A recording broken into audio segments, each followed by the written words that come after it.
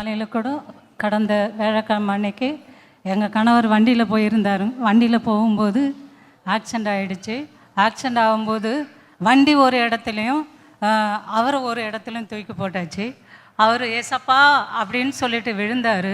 ஆனால் எல்லாமே ஓடி தூக்கியிருக்காங்க. அந்த அளவுக்கு பெரிய விபத்து ஆயிருக்கு.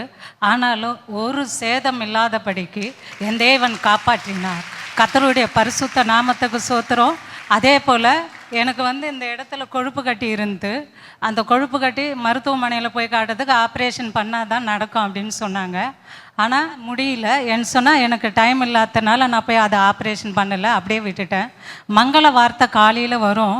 அந்த வார்த்தை அக்டோபர் மாதம் 29 அந்த மங்கள வார்த்தை மூலயமா நான் என்ன பண்ணேன், மங்கள வார்த்தை பேசிக்கிட்டே இருக்கும்போது பஸ்ஸில் போகும்போது தூங்கிட்டேன். தூங்கி எந்திரிச்சு பார்க்குறேன், அந்த மங்கள வார்த்தையும் முடிஞ்சிச்சு, கொழுப்பு கட்டியும் இல்லைங்க. ஆண்டவர் என்னுடைய வாழ்க்கையில் எவ்வளோ அற்புதம் செய்து இருக்கிறாரு. கர்த்தருடைய பரிசுத்த நாமத்துக்கு ஸ்தோத்திரம் உண்டாகுது. கர்த்தருடைய பரிசுத்த நாமத்துக்கு ஸ்தோத்திரம். இந்த நாளிலும் எங்களை குடும்பமாக இந்த இடத்துல சாட்சியாய் நிறுத்தின என் தேவாதி தேவனுக்கு கொடான கொடி ஸ்தோத்திரம். என் மருமகா, இது 2வது மருமகா, இவ பேர் வேணி. இவளுக்கு சாக்லேட் சிஸ்ட்டு 5 வருஷமாக குழந்தை இல்லை. ஆனால் 5 வருஷமாக குழந்தை இல்லை. அந்த வேதனை தாங்கவே முடியாது. 3 நாள் அவளால் சுத்தமாக முடியாது. ஒவ்வொரு மாதமும் டெலிவரி பெயின் மாதிரி இருக்கும். அவ்வளோ கஷ்டப்படுவா. நாங்கள் குடும்பமாக கடந்து வேதனைப்படுவோம். ஏசப்பா உங்களை நம்பி நாங்கள் இருக்கோமே அப்படின்னு சொல்லிட்டு, அப்போ நாங்கள் அந்த கட்டாயம் அதை ஆப்ரேஷன் பண்ணால் குழந்தை இருக்குன்னு சொல்லிட்டு சென்னையில் ஒரு ஹாஸ்பிட்டலில் அவளுக்கு ஆப்ரேஷன் பண்ணாங்க.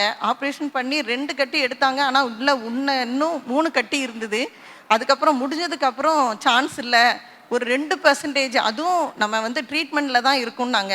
நான் ஒன்றுமே வேண்டாம், நீங்கள் பேசாமல் வீட்டுக்கு வாங்க, ஏசப்பா நடத்துவாருன்னு சொல்லிட்டு எனக்கு என்ன செய்யன்னு தெரியல. நான் தூத்துக்குடியில் என் பெரிய பையன் வீட்டுக்கு வந்துட்டு அங்கே ஏதாவது இங்கே பிரதர் மீட்டிங் எங்கேயாவது நடக்குமா அப்படின்னு தேடி பார்க்கும்போது பேர்பிலாங்குளம் அப்படிங்கிற ஒரு இடத்துல வள்ளியூர் பக்கத்தில் ஒரு மீட்டிங் நடந்தது. நானும் என் பெரிய மருமகளும் சேர்ந்து அங்கே போனோம். அங்கே போய் உட்கார்ந்த உடனே ஆண்டவர் எங்கள் நினைச்சருளி பிரதர் மூலமாக அன்னைக்கு சாக்லேட் சிஸ்ட் பற்றி பிரதர் பேசினார். அன்னைக்கு அவர் சொன்னது எனக்கு தெரியாது. ஆனால் இன்னைக்கு என்னன்னு தெரியல, ஆண்டவர் சாக்லேட் சிஸ்ட் பற்றி பேச சொல்கிறாரு. அது எவ்வளோ பெரிய வேதனைன்னு ஆண்டவர் சொல்கிறாரு. ஆனால் அவரால் முடியாத காரியம் ஒன்றும் இல்லை அப்படின்னு சொன்னார்.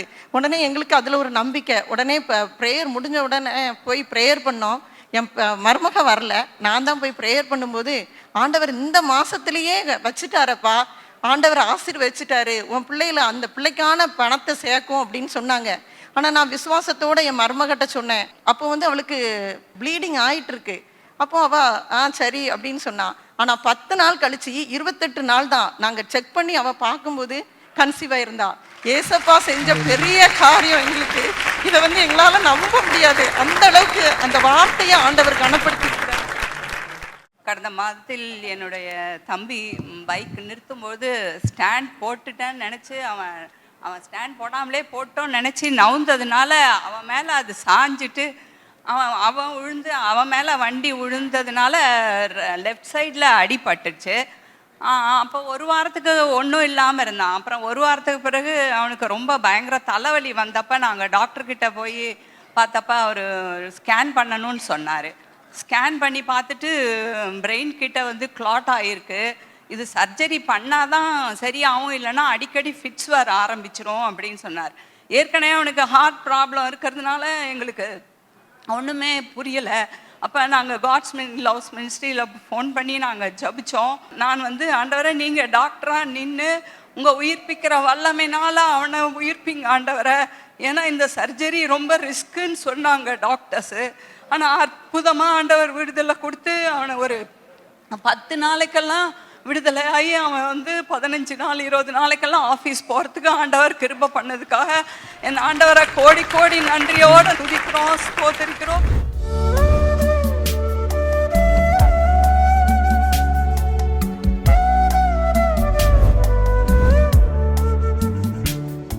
கிறிஸ்துவுக்குள் மிகவும் பிரியமான எனதருமை சகோதர சகோதரிகளே, நம்மை சிருஷ்டித்தவரும் நம்மை உண்டாக்கினவரும் நம்மை ஒருபோதும் மறந்து போகாதவருமாகிய இயேசு கிறிஸ்து முனையிட்ட நாமத்தினாலே உங்கள் எல்லாரையும் வாழ்த்தி ஆசீர்வதிக்கிறேன். அல்லேலூயா. எல்லாரும் சந்தோஷமாக இருக்கீங்களா? இந்த உலகத்திலே உங்களுக்கு அநேக பிரச்சனைகள் உண்டு, போராட்டங்கள் உண்டு, கடன் பாரங்கள் உண்டு, வியாதிகள் உண்டு. ஆனாலும் அவை எல்லாவற்றையும் ஒரே ஒரு வார்த்தையை அனுப்பி மாற்றி போடுகிற இயேசு நம் அருகாமையில் உண்டு. ஹல்லேலூயா! அவர் எல்லாவற்றையும் பார்த்து கொள்ளுவார். எனவே நானும் எனக்கு ஜீவனை தருகிற ஆண்டவருடைய வார்த்தைகளும் என்று சொல்லி, யார் யார் உங்கள் இருதயத்தை திறந்து ஆண்டவருடைய சத்தத்திற்கு செவி கொடுப்பீர்களோ, ஆண்டவருடைய வார்த்தையை கேட்டுக்கொண்டிருக்கும் பொழுதே உங்களுக்கு ஒரு அற்புதம் நடக்கும். ஆமேன். இப்பொழுது நாம் தேவ சத்தத்திற்கு செவி கொடுப்போம். எடுத்து வாசிக்கலாம். யோபுவின் புஸ்தகம் 1ஆம் அதிகாரம் 10வது வசனம் இப்படியாய் சொல்லுகிறது. எடுத்து வாசிப்போமா? நீர் அவனையும் அவன் வீட்டையும் அவனுக்கு உண்டான எல்லாவற்றையும் சுற்றி வேலி அடைக்கவில்லையோ, அவன் கைகளின் கிரியைகளை ஆசீர்வதித்தீர். அவனுடைய சம்பத்து தேசத்தில் பெருகிட்டு. எல்லாரும் பெரிய ஆளாகணும் என்ற ஆசையோடு தான் இருக்கிறீங்க. சம்பத்து பெருகணும், வருமானம் பெருகணும், வீடு வாசல் தோட்டம் துறவுகள் எல்லாம் பெருகணும், எல்லாம் நல்லது தான். ஆண்டவர் அதை விரும்புகிறாரு. ஆண்டவரே சொல்லியிருக்கார், நீ எல்லாவற்றிலும் வாழ்ந்து சுகமாயிரு. அப்போ இது எல்லாம் உனக்கு கிடைக்கணும்னா வசனம் சொல்லுகிறது, எல்லாவற்றையும் ஆளுகை செய்கிற ஆண்டவர் வாங்கூட வந்தால் உனக்கு உண்டான எல்லாவற்றையும் சுற்றி வேலி போடுவாராம். எதுக்கு வேலி தெரியுமா? நஷ்டங்களுக்கு விலக்கி உன்னை பாதுகாப்பதற்கு, அழிவுகளுக்கு விலக்கி உன்னை பாதுகாப்பதற்கு, வீணான தேவையில்லாத மாந்திரிக வல்லமைகள் உன் வீட்டுக்குள்ளே வந்து உன்னை அழிச்சிடாதபடிக்கு உன்னை பாதுகாப்பதற்கு ஃபஸ்ட்டு எல்லாவற்றையும் வேலி போடுவார். யோபுவையும் அவன் வீட்டையும் அவனுக்கு உண்டான எல்லாத்தையும் ஆண்டவர் வேலி போடும் பொழுது என்ன நடந்துச்சு தெரியுமா? இழப்புகள் தடுத்து நிறுத்தப்பட்ட உடனே ஆசீர்வாதங்கள் வந்துருச்சு. ஆண்டவர் ஒரு குடும்பத்தில் அவனை ஆளுகை செய்ய வந்தால் முதல்ல வீட்டில் தேவையில்லாத செலவுகள், தேவையில்லாத இழப்புகள், தேவையில்லாத நஷ்டங்கள் வருவதை உடனே தடுத்து நிறுத்தும்படி எல்லா ஓட்டைகளை எல்லாம் மூடிடுவார். இன்றைக்கி நிறைய பிள்ளைகளுடைய வீட்டில் உள்ள கடின உழைப்பின் பலன் பொத்தல் பையில் போடப்பட்ட நாணயங்கள் மாதிரி வர்றதும் தெரில, போகிறதும் சிலர் சொல்லுவாங்க, என்னமோ வருமானம் நிறைய வர்ற மாதிரி தான் பிரதர் இருக்குது. கடைசியாக கூட்டி கழித்து பார்த்தா, மாத கடைசியில் பார்த்தா கையில் ஒரு பைசா இல்லை. ஏன்னா ஓட்டைகள், நிறைய ஓட்டைகள். வட்டி என்கிற ஒரு ஓட்டை, மருத்துவ செலவுன்ற ஒரு ஓட்டை, தேவையில்லாத இழப்புகள் என்கிற சைடில் ஒரு ஓட்டை, திருட்டு என்கிற பெயரில் ஒரு ஓட்டை, ஏமாற்றம் என்கிற பெயரில் ஒரு ஓட்டை. இப்படி பல ரூபத்தில் உங்கள் கஷ்டப்பட்டு உழைக்கிற பணம் எல்லாம் எங்கேயோ போயிட்டுருக்கு. நிறைய பேர் ஏமாற்றி சாப்பிட்றோம். நிறைய மருத்துவ செலவுகள் தேவையில்லாமல் வருது, வட்டி செலவுகள் தேவையில்லாமல் வருது. ஒழுங்காக இருந்த பைக்கு ஓட மாட்டேங்குது, கொண்டு போய் விட்டாச்சுன்னா என்ஜின் போச்சுன்றான், கியர் பாக்ஸ் போயிடுச்சுன்றான், அது போச்சு இது போச்சுன்றான். அப்போ பாருங்கள், நீ கஷ்டப்பட்டு உழைக்கிறதெல்லாம் வீணாக போயிட்டு இருக்கிறது. அப்போ ஆண்டவர் எல்லாவற்றையும் ஆளுகை செய்கிறவர் உன் வீட்டுக்குள்ளே வந்த உடனே எல்லாவற்றையும் வேலி போடுகிறார். யோபுவையும் அவன் வீட்டையும் அவனுக்கு உண்டான எல்லாவற்றையும். அப்படின்னா என்ன அர்த்தம் தெரியும்? முதல்ல யோபு. ஏன் யோபுக்கு முதல்ல வேலி போட்டார்னா, அவன் தான் ஏர்னிங் மெம்பர், பிரெட் வின்னர் அப்படின்னு சொல்லுவாங்க. அவங்க வீட்டில் சம்பாதிக்கிறது அவன் தான். அப்போ முதல் பாதுகாப்பு யாருக்கு வேணும்னா, உங்கள் வீட்டில் சம்பாதிக்கிறவங்களுக்கு தான் முதல் பாதுகாப்பு. உங்கள் ஹஸ்பண்ட் வேலைக்கு போகிறாருன்னா அவருக்கு தான் முதல்ல ஃபென்ஸ் பண்ண வேண்டியது இருக்குது. ஏன்னா சிலர் சொல்கிறத கவனிச்சிருக்கிறேன், எங்கள் வீட்டில் என் புருஷன் மட்டும்தான் ஏர்னிங் மெம்பர், ஆலமரமே சாஞ்சிருச்சு, இப்போ நாங்கள் தெருவுக்கு வந்துட்டோம் சொல்கிறாங்க. காரணம் என்ன தெரியுமா? அவர் மட்டும்தான் சம்பாதிச்சிட்டு இருந்தார். அவர் இல்லைன்ன உடனே அவங்க சொல்கிறாங்க, நாங்கள் தெருவுக்கு வந்துட்டேன்னு சொல்கிறாங்க. அப்போ யாருக்கு முதல்ல பாதுகாப்பு வேலி போடணும்? யோபு. அப்படின்னா குடும்ப தலைவன். உங்கள் வீட்டு தலைவன் யார்? உங்கள் வீட்டில் இன்கமை கொண்டு வர்றது யார்? உங்கள் வீட்டில் வேலைக்கு போகிறது யார்? அவங்கள நல்லா ஃபென்ஸ் பண்ணணும், ஆண்டவரிடத்தில் ஒப்பு கொடுக்கணும். நிறைய பேர் கோவத்தில் வேலைக்கு போகிற புருஷனை, நீ போ ஒரேடியாப்பா, திரும்பி வராத, அப்படியே செத்து போ, இப்படின்னு நிறைய பேர் திட்டி அனுப்புகிறாங்க. நான் நிறைய பேர் புருஷமார்கள் வந்து புலம்புறதை பார்த்துருக்கேன். பிரதர், இப்படியா பிரதர் ஒரு மனைவி? நான் என்ன தான் பாவம் பண்ணட்டும், என்ன தான் தப்பு பண்ணட்டும், அதுக்காக வேண்டி நீ போகிற வழியில் அப்படியே போயிடு, செத்து போயிருன்னா சொல்லுவாங்க. ரொம்ப மன குமுறல்களை வந்து புருஷமார்கள் கொட்டுகிறதை பார்த்திருக்கிறேன். ஒரு நாளும் அப்படிப்பட்ட காரியத்தை குடும்ப ஸ்திரீகள் செய்யக்கூடாது. சிலர் பிள்ளைங்களை கோபத்தில் வராத சனியனை, அப்படியே போய் செத்துப்போ, ஒரு நாளும் உங்கள் பிள்ளைகளை பார்த்து அப்படி பேசக்கூடாது. ரொம்ப ஜாக்கிரதையாக இருக்கணும். ஏன்னா அந்த வார்த்தையை பிசாசு எடுத்துக்கொண்டு அவர்களை அழித்து போடுவதற்கு வாய்ப்புகள் இருக்கிறது. உங்கள் வாயிலிருந்து ஒரு வார்த்தை வந்துருச்சுன்னா அந்த வார்த்தையை எடுத்துக்கோ, பிசாசு எடுத்துகிட்டு அழித்து போடுவான். எனவே தயவு செய்து அப்படிப்பட்ட வார்த்தைகளை தேவனுடைய பிள்ளைகள் ஒரு நாளும் பேசக்கூடாது. அப்போ பாருங்கள், யோபுவுக்கு முதல்ல ஆண்டவர் வேலி போட்டார். ரெண்டாவது, அவன் வீடுன்னா பில்டிங் இல்லை, வீட்டில் உள்ள அவனுடைய குடும்பம், மனைவி, பிள்ளைகள் எல்லாரையும் ஆண்டவர் வேலி அடைச்சார். அடிச்சிட்டு தான் அவனை ஆசீர்வதித்தார். எல்லாவற்றையும் வேலி அடைச்சிட்டு அவனை ஆசீர்வதிச்சார். ஏன் தெரியுமா? அதுக்கு முன்னால் ஆசீர்வதிச்சா எல்லாம் வீணாக போயிருக்கும். இப்போ எல்லா ஓட்டையும் மூடிட்டு நேராக போட்டுகிட்டே இருங்க பார்க்கலாம், வெளியே ஒன்றுமே போகலைன்னா ஓவர்ஃப்ளோ ஆகும். அதனால்தான் வேதம் சொல்லுகிறது, அவன் கைகளின் கிரியைகளை ஆசீர்வதித்தார், அவனுடைய சம்பத்து தேசத்தில் பெருகிட்டு. ஏன் உனக்கு சம்பத்து பெருகலை, ஏன் வருமானம் பெருகலை, ஏன் சந்தோஷம் பெருகலை தெரியுமா? ஆண்டவருடைய ஆளுகையில் நீ இல்லை. ஆண்டவருடைய ஆளுகையில் நீ இருந்தேன்னா கட்டாயம் உன்னை ஆசீர்வதிப்பார். உன் கூட இருந்து உன்னுடைய ஒரு கடங்காரன் உன்கிட்ட வந்து பேசும்போது ஆண்டவர் பார்த்துட்டு சும்மா இருக்க மாட்டார். அவரை கூடவே வச்சுருந்தீங்கன்னா அவர் நேரம் இறங்கி அந்த கடங்காரனுக்கு என்ன பதில் சொல்லணுமோ, என்ன பரிகாரம் பண்ணணுமோ, எப்படி அடைக்கணுமோ ஆண்டவர் உதவி செய்வார். ஒரு முறை ஒரு ஆண்டவர் குறித்து அறியாத ஒரு மனுஷன் வந்து ஆறுதலை தேடி மீட்டிங் வந்திருந்தார். அப்போ அவங்களுக்கு அன்னைக்கு ஒரு நாள் நான் செய்தியில் சொல்கிறேன், உங்களுக்கு உதவி தேவைப்பட்டதுன்னா உடனே இயேசுவை கூப்பிடுங்க, இயேசு உங்களுக்கு உதவி செய்வார். அவங்களுக்கு சொல்கிறேன், வேற உங்களுக்கு ஜெபிக்க தெரியலைன்னா, உங்களுக்கு வார்த்தைகளை சொல்லி ஆண்டவரிடத்தில் விண்ணப்பம் பண்ண தெரியலைன்னா, இயேசுவே இயேசுவேன்னு கூப்பிட்டாலே போதும், உனக்கு என்ன பிரச்சனையும் வந்து உதவி செய்வான். இப்படி ஒரு நாள் அந்த செய்தியில் நான் சொல்கிறேன்.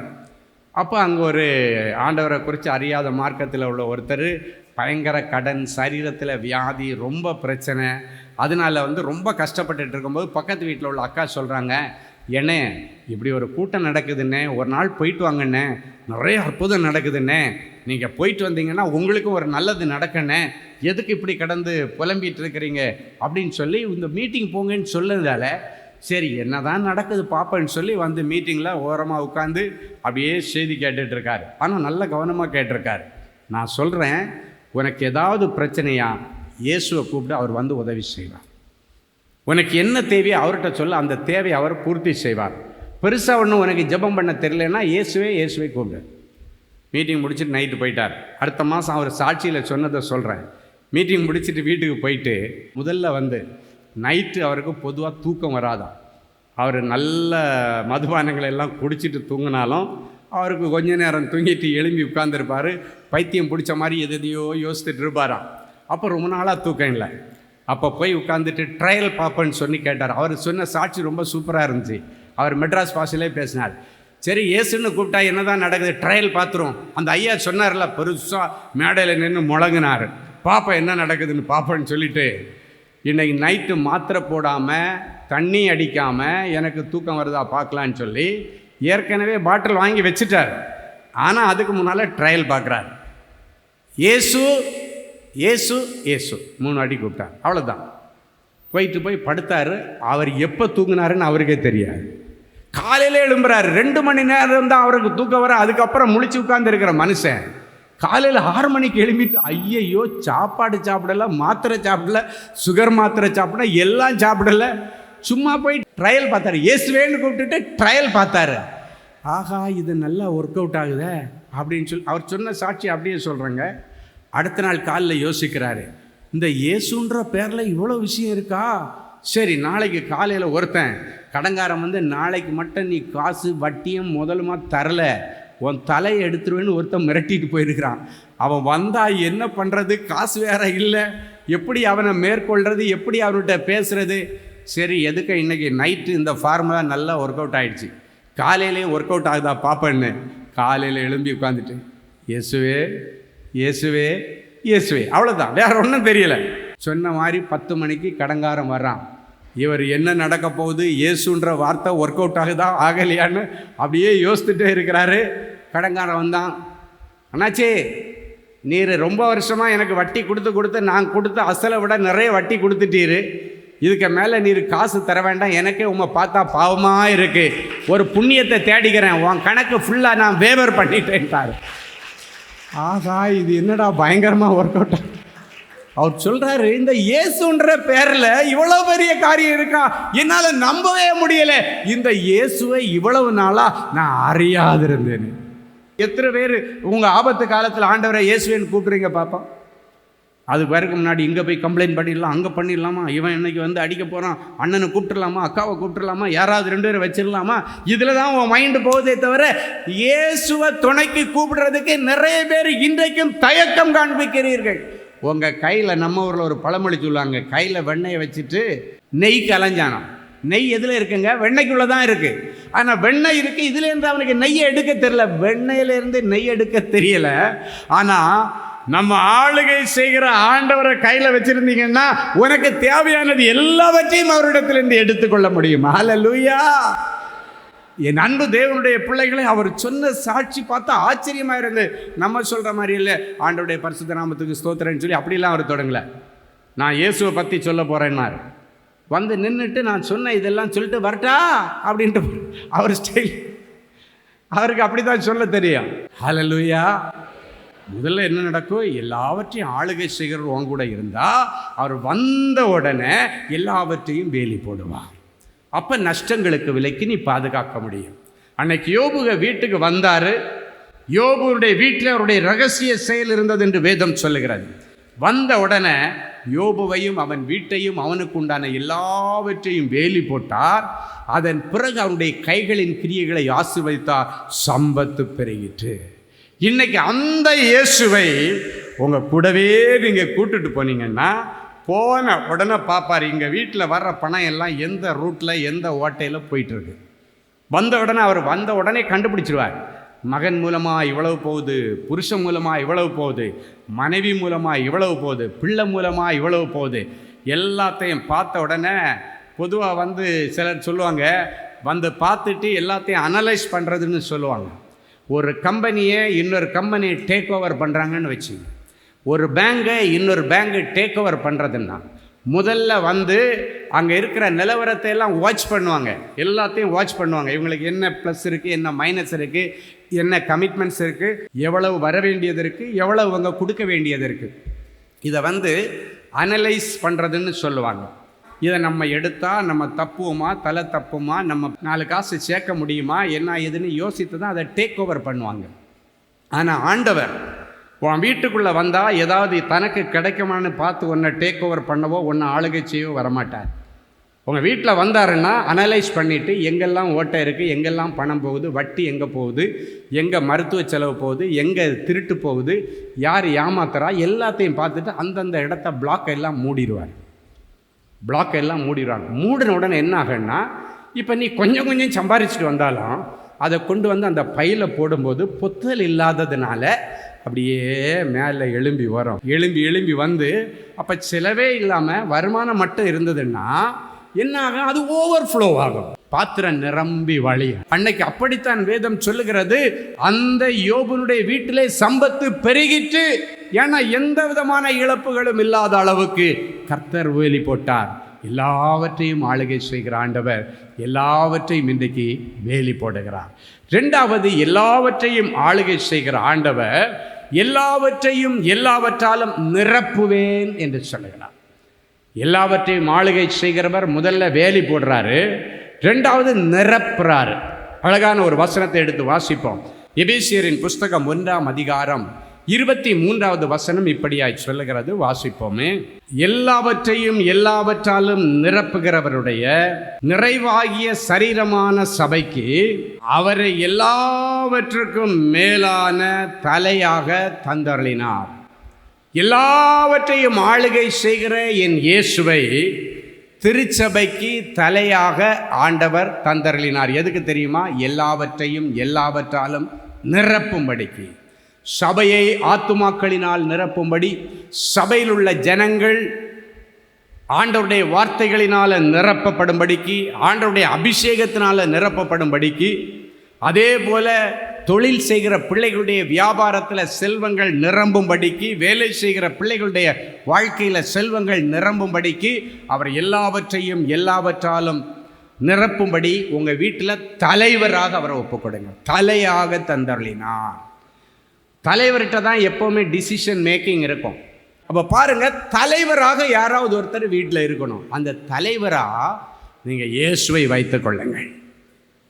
அவர் தான் உங்கள் குடும்பத்திற்கு தலைவராக இருக்கட்டும். அவரை குடும்ப தலைவராக நீங்கள் வச்சுட்டீங்கன்னா, தலையாக ஆண்டவர் தந்தருளி இருக்காருன்னா அவரை தலையாக வச்சுட்டீங்கன்னா அவர் என்ன பண்ணுவார்? காலி பாத்திரங்களை நிரப்புகிறவர். எல்லாவற்றையும் எல்லாவற்றாலும் நிரப்புகிற ஆண்டவர் உன் காலி பாத்திரத்தை நிரப்புவார். காலியாக இருக்கிற போட்டையும் நிரப்புவார், காலியாக இருக்கிற கூடையும் நிரப்புவார்.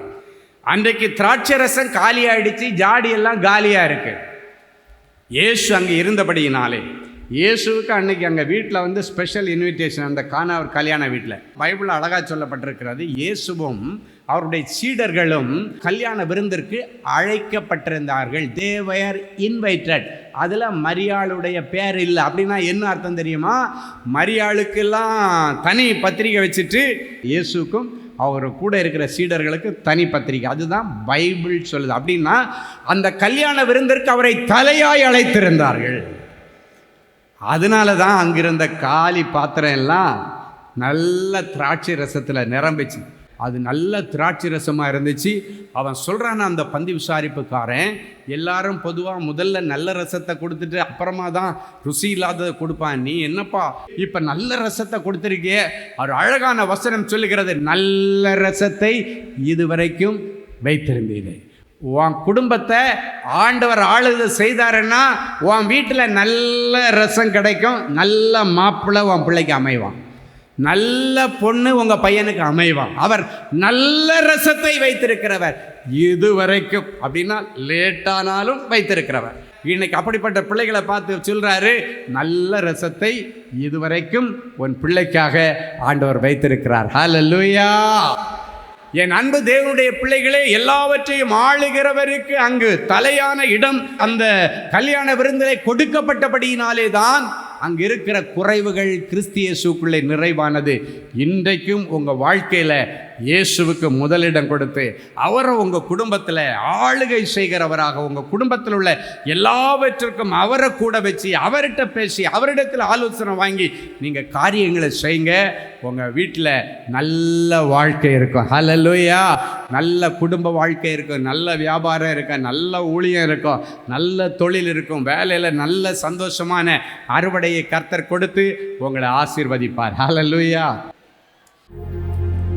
எல்லாவற்றையும் ஆளுகை செய்கிற எங்கள் நல்ல ஆண்டவரே உமக்கு ஸ்தோத்திரம். ஐஸ்வர்யமும் கனமும் ஆளுகை செய்கிற உம்மிடத்திலிருந்து வருகிறது என்று சொன்னீரே. என் பிள்ளைகளுடைய தரித்திரங்கள் நீங்கி ஐஸ்வர்யம் பரத்திலிருந்து என் பிள்ளைகளுக்கு உண்டாகட்டும். கடன்களை அடைக்கும்படி பரலோகம் மதகுகளை திறந்து என் பிள்ளைகளை ஆசீர்வதிப்பதாக. கனத்தையும் பெயரையும் புகழையும் என் பிள்ளைகளுக்கு தாரும். எந்தெந்த பிள்ளைகள் அவப்பெயரை பெற்றோருக்கு சுமந்து கொடுத்தார்களோ, எந்தெந்த குடும்பத்தில் பிள்ளைகள் நிமித்தம் ஒரு அவமானம், புருஷன் நிமித்தம் ஒரு அவமானம், மருமகன் மருமகள் நிமித்தம் ஒரு அவமானம் இருக்கிறதோ, அந்த குடும்பங்களிலே ஆண்டவர் தலைவராயிருந்து கனம் பொருந்தின குடும்பமாக, ஆனரபிள் அண்ட் ரெஸ்பெக்டட் ஃபேமிலியாக அந்த பிள்ளைகளை நீர் ஆசீர்வதிப்பீராக. ஆண்டவர் சொன்னதுபடி எல்லாவற்றையும் ஆளுகை செய்கிற ஆண்டவர் இவர்கள் குடும்பத்திலே ஆளுகையின் அதிகாரத்தோடு குடும்ப தலைவராக வந்து இவர்கள் வீட்டில் இருக்கிற அனாவசிய செலவுகள், பிசாசின் அந்தகார திட்டங்களை வேலி போட்டு அவைகளுடைய கிரியைகளின் பிள்ளைகளை சேதப்படுத்தாதபடிக்கு யோபுவையும் எல்லாவற்றையும் வேலி அடைத்த ஆண்டவர் இவர்களையும் இவர்கள் வீட்டையும் இவர்களுக்கு உண்டான எல்லாவற்றையும் வேலி போட்டு நஷ்டம் வராதபடி காத்துக்கொள்ளும், இழப்புகள் வராதபடி காத்துக்கொள்ளும். இவர்களுக்கு விரோதமாய் உருவாக்கப்பட்ட மாந்திரிக வல்லமைகள், செய்வினை கட்டுகளின் பாதிப்பு வீட்டுக்குள்ளே வராதபடிக்கு ஆண்டவர் சுற்றிலும் அக்கினி மதிலை எழுப்பி இவர்கள் வீட்டிலே மகிமையாய் வீற்றிருந்து மகிமையான காரியங்களை செய்வீராக. இவர்கள் கைகளின் கிரியைகளை ஆசீர்வதித்து சம்பத்தை தேசத்திலே பெருக பண்ணுங்க. என் பிள்ளைகளுடைய வாழ்க்கையில் இருக்கிற எல்லா தரித்திரமும் பஞ்சமும் இன்றைக்கு மறைந்து போய் இவர்களுடைய பாத்திரம் இனி நிரம்பி நிரம்பி வழியேற்றும். எல்லாவற்றையும் எல்லாவற்றாலும் நிரப்புகிற ஆண்டவர் இவருடைய எல்லா காலி பாத்திரங்களை நிரப்பும். திருமணம் ஆகாத பிள்ளைகளுக்கு கணவன் ஸ்தானத்தை, மனைவி ஸ்தானத்தை ஆண்டவர் நிரப்பி என் பிள்ளைகளை நீர் ஆசீர்வதிப்பீராக. எந்தெந்த பிள்ளைகளுடைய வீட்டிலே ஆண்டவர் கொடுத்த அபிஷேகத்தை இழந்து அழுது கொண்டிருக்கிறார்களோ அவர்களை அபிஷேகத்தினால நீர் நிரப்பும், வல்லமையினால வரங்களினால நிரப்பும். மறுபடியும் கர்த்தருக்காக இவர்கள் எழும்பி பிரகாசிக்கும்படி உம்முடைய ஊழியக்காரனாய் என் பிள்ளைகளை ஆசீர்வதிக்கிறேன். எல்லா காலி பாத்திரங்கள் நிரம்பட்டும், பேங்க் அக்கவுண்டுகள் நிரம்பக்கட்டும், வீட்டில் உள்ள பொக்கிஷ சாலைகள், நகைப்பட்டிகள், பணப்பட்டிகள் எல்லாம் நிரம்புவதாக, இயேசுவின் நாமத்தினால் நிரம்புவதாக. ஆண்டவரே உமக்கு நன்றி. எல்லாவற்றையும் ஆளுகை செய்கிறவர், இவர்களுடைய சரீரத்தில் இருக்கிற எல்லா வியாதிகளையும் நீர் குணமாக்கி ஜெகோவா ராஃபாவாக வெளிப்படுவீராக. அது எப்பேற்பட்ட கொள்ளை நோயா இருந்தாலும் இந்த நிமிஷத்தில் அற்புதம் நடக்கட்டும், இயேசுவின் மூலம் பிதாவே, ஆமேன், ஆமேன். கிறிஸ்துவுக்குள் அன்பானவர்களே, ஆண்டவராகிய இயேசு கிறிஸ்துவின் இனிய நாமத்தில் அன்பின் வாழ்த்துக்கள்.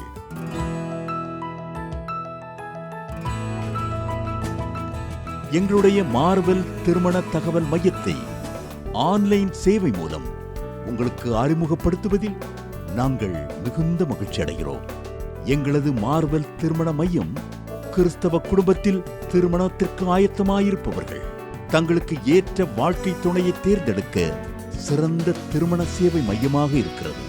மேலும் மார்வெல் திருமண தகவல் மையத்தில் நீங்கள் பதிவு செய்வதற்கு எங்களது இணையதள முகவரி www.marvelmatrimony.com மற்றும் அலைபேசி எண் 7824855999 என்ற எண்ணிற்கு தொடர்பு கொள்ளலாம். சென்னை, நாகர்கோவில் மற்றும் மும்பை நகரில் உள்ளவர்கள் பதிவு செய்ய விரும்பினால் கீழ்க்கண்ட விலாசங்களில் உள்ள எங்களது அலுவலகங்களோடு தொடர்பு கொள்ளலாம். Email info@marvelmatrimony.com. ஆண்டவர்தாமே உங்களை அளவில்லாமல் ஆசீர்வதிப்பாராக.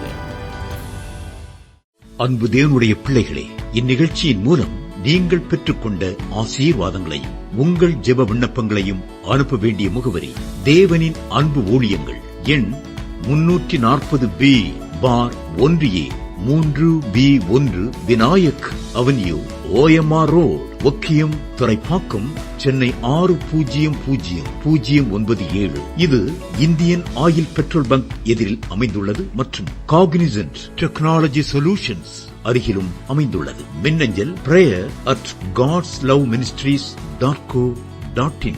எங்களது இணையதளம் www.godsloveministries.co.in. மேலும் 24 மணி நேர ஜெப உதவிக்கு 04454479999 மற்றும் 9941950999 என்ற எண்களுக்கு தொடர்பு கொள்ளுங்கள். கர்த்தர் தாமே உங்களை ஆசீர்வதிப்பாராக.